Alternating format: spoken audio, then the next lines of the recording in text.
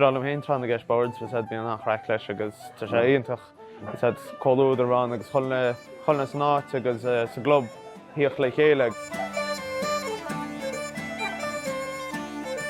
Tá muid sin seo Tigh Terry agus tá trána gceist seo agus bé rafla tearbáil tá muid bhailiú hairgead a bhaile Cumann Sacair Chois Fharraige.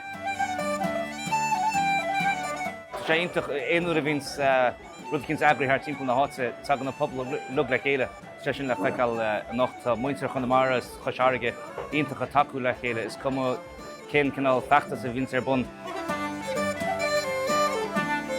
Is Cumann Sacair buid ag imirt Sacair ó 2004. Is foran buid grúchta golóir le cúpla bliain nuas agus asúla go chuinniú dearn.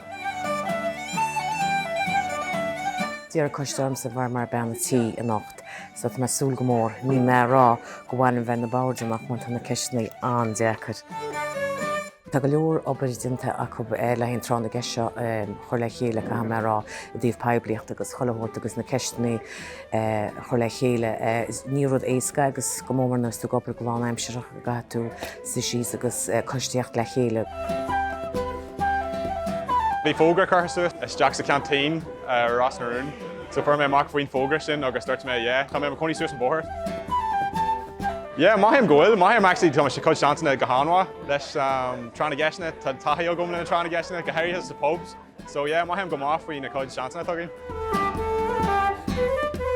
Bhí na ceistnaí Tharbh ag súlchamara, bhí balcóán an balta a bearlamsa agus bhí ar na slab seo le anamnú. Sílim go bhór maríad lug, ach ní feagraí fáith an fóil wa Josephine. Smála daoine trána gceist. Is cum is dúcha tú sa géadás nó san áit steire be pí a chraicad agus ním scéir go dúcha fud an sin héin san áit steire, so tásúlan go méid coppla ceiste Chois Fharraige mar tásúlan go machtan na freagra go fin. Tá súr eile tá sin socha glic ach ní mar ágadúir me héin mór an cúna bó. Níos deachar ná mar ceap mé. Fuirbhid ceisna le chéile freisin, so is ar mhéin agus ar líam an lucht má tá sé roiachar, but tá meas gan an, cuppa fuirna den anha.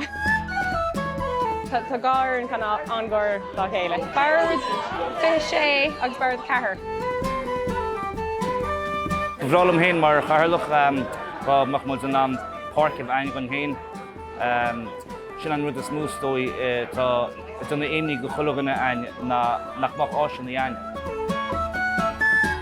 Tá tú casta le cárde, tá tú casta le daoine eile fórne eile.